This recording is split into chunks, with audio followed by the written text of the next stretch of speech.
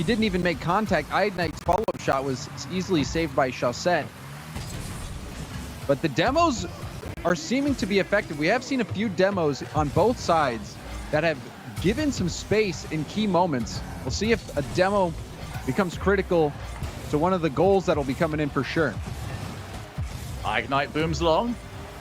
Monaco still with the 1-0 lead as they can try and even us up at 1 apiece. Infield pass to Tigre. Can't quite get there. But for the first time, James, it looks like they got the pass off without it being intercepted by Reciprocity. And I love the confidence to keep going for it, not getting discouraged, keep looking for those chances. And now off the backboard, Extra, he overpowers the defense. Extra has been the offense for Monaco. Yeah, but as soon as you get that drop down, the offense has got so much of the advantage. Defender almost needs to be in the position before the ball even starts to drop, and they simply were not. Monaco looking much more comfortable in game 2. They've had the majority of the possession. And I'll tell you what, Reciprocity feels like they're chasing this game much more than we ever expected they would. They're still struggling to get Chaussette in an area where he can really make an impact. We saw a few good plays in game 1, but game 2, it's been quiet. Well, the problem for me here, James, is that Chaussette's had the time on the ball for him to try and get those sort of plays going. They haven't actually paid off. A lot of the times, Monaco have been very happy just to send a player into challenge and then use the player behind him to take the ball off. They're forcing the flicks from Chaussette, and that means that he's not really got any ball control left. And he did have a ceiling shot opportunity. We saw a double commit from Monaco. Chaussette had a little bit of space, but they just read the play. We have the wall. Reciprocity want to make a comeback here. It's going to have to happen soon. Infield, over to Chaussette. 28 seconds on the board. Can Reciprocity get another? And again, it's Fruity with these passes. Extra thinks he's going to shoot. You see, he baits Extra into pre-jumping to block the shot, and Fruity completely mind-gamed him, gets the pass out to Chaussette in the middle. A gorgeous passing play from Fruity. Said though, it came from Tigre's lack of power behind his clear. Popped it straight into the middle. You need to be playing those ones near the wall. Ignite, trying to buy some time. Get his individual plays going, maybe go the whole way. Almost snuck that one into the net. Reciprocity running out of time. Off the wall, it's Chaussette. He's got Tigre to try and beat. A second touch takes him out. Vera off the backboard. Fruity though, too much of an angle for him to deal with. AS Monaco have got us up at 1 win apiece. It looked like Reciprocity might have been in a situation to get that equalizer in the final moments. The double tap from Chaussette had the defender beat. Farah, he got the ball out into the middle, but Fruity just couldn't get there in time. He was too close to the wall. If he was more centralized in his positioning, he was all over that one. Because that was a good setup. That was a good setup from Farah and Chaussette to get that ball out into the middle. But in the end, there was one mistake that really, is sticking into my mind, and it's the Farah side flip. This was a 1-goal game. Farah was in an opportunity to make sure that shot didn't go in, but they gave it away. They gave that goal to Extra and Monaco, and that was enough for Monaco to get the win. So what I do really like right now is that Monaco, despite being the 0-6 team, and you brought it up actually during that game, is it looks like they have a game plan here. They are almost forcing the infield passing plays. They're forcing a lot of these passing plays, but they're trying to do something. We see a lot of these teams when they're in this position, they come into these games and they've almost already given up. They're just going to try and get anything to go, see what would work. But they seem to have come in here and just said, okay, this is what we're going to try. If it doesn't work, so be it. But we at least want to have a plan in place. Yes, they certainly are. They're going for it. They're not losing confidence. You can tell that from the continued efforts to get those infield passes. And Reciprocity is giving them hope as well by making those mistakes, giving them those early goals. And Extra has been a shining light for Monaco, both on the defensive end in game 1 and now offensively in game 2.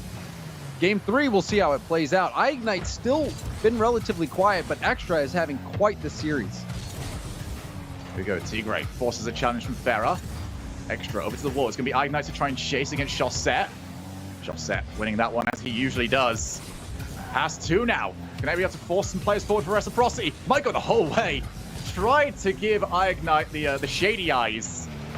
But didn't quite fall for it.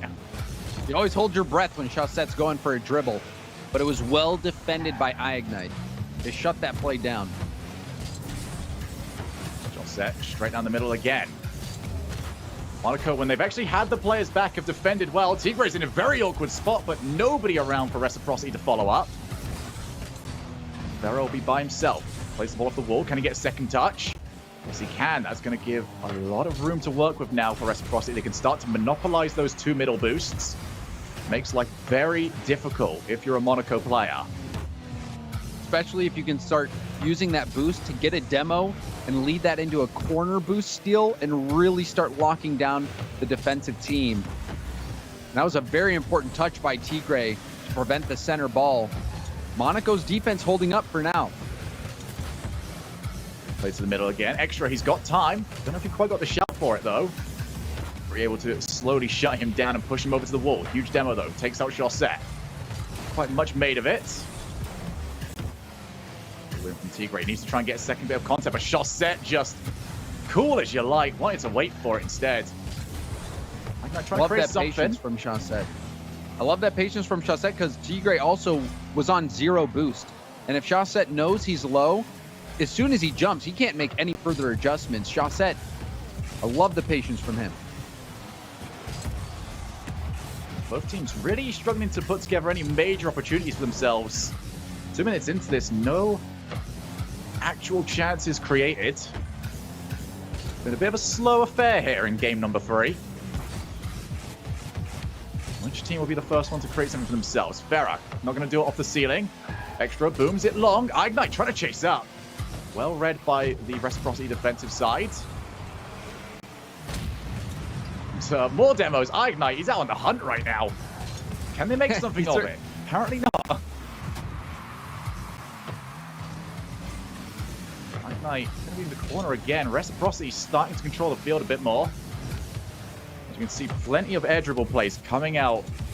It's a very good way. It's something that we've seen done more and more since Season 5, and it's just grown in terms of how much people are trying it, of just using air dribbles, because it's very hard to challenge until you're at least on the trajectory downwards. Especially when you can get flip resets, and we're seeing a ceiling pass attempt from Fruity shut down. But with air dribbling now, before you would just use it to try to take it out of the defensive end, but it can be used much more on offense with the more common appearances of flip resets. You go for the shot, air dribble to flip reset. It's an honestly effective offensive maneuver now. And it makes the defense question what you're going to do, because you could continue to just air dribble and go for a pinch pass off the backboard. It gives you a lot more options. Be off the wall. Coming into the final minute now. Very tense affair in game 3. Monaco know exactly what is on the line for them. They're running out of opportunities to escape relegation, but goals like that might be their ticket out. Extra does it again. Chaussette couldn't get to the backboard in time. Fruity, you could see he was panicking. He saw the play developing and knew there was nothing he could do, with Extra barreling in on that backboard read. And what a shot from Extra. And we've been playing now for 4 minutes. That was the 5th shot we've seen on target all game. And what a shot it was indeed. Though they can't afford to let this one drop now. Chaussette, he's got time, but he's just made it too telegraphed. Follow up though, tucked neatly into the corner. Chaussette does so well on the challenge. He pokes the ball out, goes for a wave dash, and then challenges the ball. It's a perfect kill, and Farah can come in Extra, no boost to get to that ball. And that is what you want to see from Chaussette. I know we've been happy with Extra this series, but that you can't be double committing that one. There's no need. It's not much really going to happen. You just needed to try and get the follow-up instead. In this, especially in a situation where it's a simple challenge. It's a simple challenge, but Chaussette won it so cleanly. Now Extra over to the wall. Reciprocity managed to pull themselves back into it. We've waited so long for an opportunity, then we get 2 of them. 15 seconds on the clock. This next goal is all that matters. An Extra taking it the dangerous way round. Ignite back over to his teammate. Didn't find the ball, however. Ferro's going to make the last opportunity of this game. Can they make it stick? Monaco will happily see this ball to the floor now, but Fruity doesn't want it to be there at all. Reciprocity unrelenting, but they're going to have to settle for overtime. An important swing game here to move to match point. If whoever gets this win, and you got to feel for Monaco if they end up losing it. It seemed like that miraculous shot from Extra was going to be enough to put them over the top in game 3. Oh, they went for the same play that worked in the last game, looking for the ball just to drop straight down. Reciprocity refused to be bitten twice. Extra does miss the ball, and rotation needed to sort itself out very quickly on the Monaco side. The pass out allows Ferro to get proper clear. Ferro on the backboard hits the ceiling. That's going to slow the ball down. Ignite expected Extra to hit the ball. It means there's going to be very little in terms of forward pressure, but he's done a good job just to slow everything down, especially after that mistake. And they let Ignite go for that play. He used up a ton of boost, but the Extra on the dribble. This is good pressure from Monaco. They respond well. I was thinking that Ignite's overextension might put Monaco in a bad place, but their defense has been holding up nicely to the Reciprocity attacks. Question is now, which team will make their first chance count? Huge demo. Gonna try and drop it down to the middle, over to Ferrer, but unfortunately, when you play the ball from the corner, your car tends to follow it. And sometimes you're just in the wrong place at the wrong time. Speaking of which, Extra was between Ferrer and Fruity. Well, that shot's on target. Tigre, heroic save. Keeps his team in this game. This might be it. Ferrer, he takes it slowly. Couldn't get it past Extra, though. That's much better. We wanted to talk in the last game about their ability to shadow. That was infinitely better from Monaco. Shot set to the corner. 2 minutes of overtime played. Europe has not exactly been shy of these overtimes over the last few days. We're just adding more and more time to it. Shot set for the backboard. Tigre's got him red. Doesn't want to give him any of that sort of chance. Big challenge. He'll be here for Monaco. Extra has to get it, and he can't get there in time. Reciprocity on match point. Extra was in the back. 36 boost. He finally picked up a little bit more, but he was slowly meandering in the back half just because the boost starving was so strong from Reciprocity. That final attack withered down the defense for Monaco, and Reciprocity win an important game. Monaco were leading this game until that challenge goal from Chaussette. You pointed out the double commit, Shogun. Monaco, they were close to taking this one down, but Reciprocity, this is what you expect from a team like Reciprocity, who, finished up at the top of league play last season. They're a team that, in my opinion, under pressure, they played quite well, especially in the online environment, and they pulled through in this one, an overtime thriller. Absolutely, but Monaco, for me, they just seem to crumble under the pressure there. We saw when they got their first goal, I brought up the amount of shots. It was 2 shots to Monaco, 3 shots to Reciprocity. I'm looking at now, end of this game, 3 shots to Monaco and 15 to Reciprocity. They completely changed up on us as that series went through. Monaco turtled up and they got caught for it. They certainly did, but I think a lot of it is just due to Reciprocity getting those boost plays, and then also very effective clears to dangerous parts of the map that force the boost out of Monaco, force them back into their own net, and then slowly Reciprocity will take that ground. We even saw it on a play where Ignite, who was up in the middle of the field, Chaussette could have challenged it, but why even have to? Just let Ignite use up all his boost and try to get that ball over to the sideline. Everyone in the meantime, while he's up in the air for Reciprocity, they're grabbing the boost, and now we see a quick goal. That didn't take long. Unfortunately for Monaco, this has been a theme throughout their season. They start so well, but they slowly fade as the series goes on, and this goal certainly does not help them. You don't expect that off of kickoff. Ignite missing that follow-up hit, but that was a nightmare of a bounce. You never want to see that. Good response, but denied from Chaussette. Every shot needs to be anywhere that wasn't straight down the middle. Extra will be second to this ball. Fruity winning clean and manages to steal their boost as well. Be worth keeping an eye on that as Extra tries to go for a pre-flip. That would have been pretty insane if he managed to get a hold of that one. Vera with Chaussette to work with. Just trying to tear Ignite apart, but Ignite just very calmly dealt with that. Very difficult to do when you've got two of the best players in Europe breathing down your neck. I mean, they're getting a lot of experience on defense, even in this series. Shogun, 15 shots last game. Monaco, they're forced to make all these saves. They're forced back on defense. Extra's really been the only offensive presence for Monaco. And as I say it, Ignite Again, shoots right a shot down the middle. that's easily blocked. Yeah, easily blocked by Chaussette, right down the center of the net. You need to try and find some angles. That's a huge hit. And still Chaussette wouldn't go away, but neither would Extra. Huge for AS Monaco. I believe it's Extra is the only player to have scored for Monaco. That shot was blocked, but he stays with it. Gets that fortunate dunk goal, and we're all tied up. Well, they will not care how they get these goals, as long as they can get another one of them. Ignite. That is a great little setup, but very, very rare that a player can actually read that you're about to do that. Vera with a double tap. It's going to bounce to him. Tigre forced to read it. And as good as Ignite, Extra has been on the offensive side, Tigre is almost universally living on that backboard of his side of the field, and he's been doing a good job of it.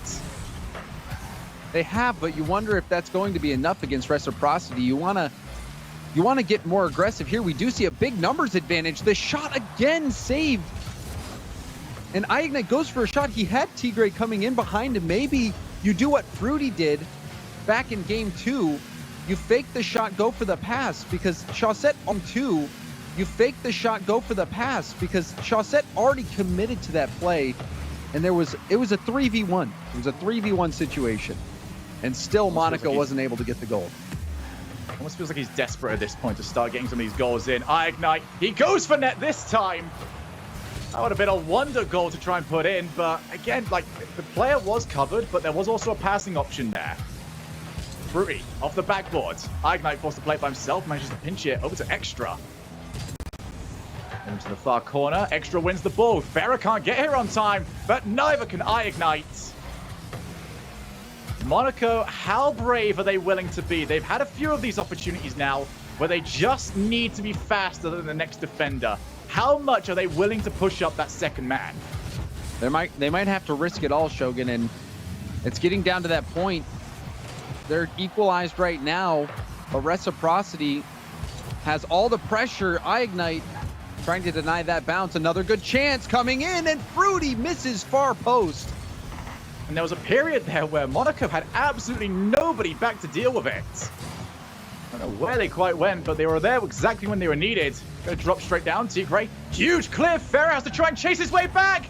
And it's not in. Fruity. Goal line punt and remove the danger. Off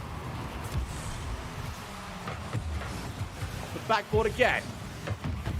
Monaco, they've tried everything so far. They've gone for the Ignite double tap.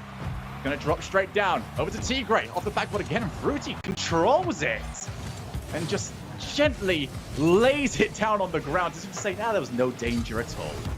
Because that shot wasn't on target, it was high, that allowed Fruity to make that possession play. If you put that beneath the crossbar just on target, you're going to force a rebound. And that's what you wanted to see from Tigre there. Force a rebound and give a teammate an opportunity to clean up and get a goal. Final minute. Monaco needing a goal. Is it going to drop down? Two players committed, but Ignite should be able to follow with his own touch. Chaussette slowly takes his time. It's not a great touch from him, though. Plenty of time for Monaco to set themselves up. Almost too much time. They couldn't quite figure it out. That's a huge miss as well. Oh, no. Vera, open net! And for Monaco, it could have been any other way, but not like this. Extra's going for corner boost. He thinks that iGnite is going to get a hit upfield. So Extra goes to the corner to get boost. And after that miss, it was too late. Now a kickoff off the crossbar. It's not in.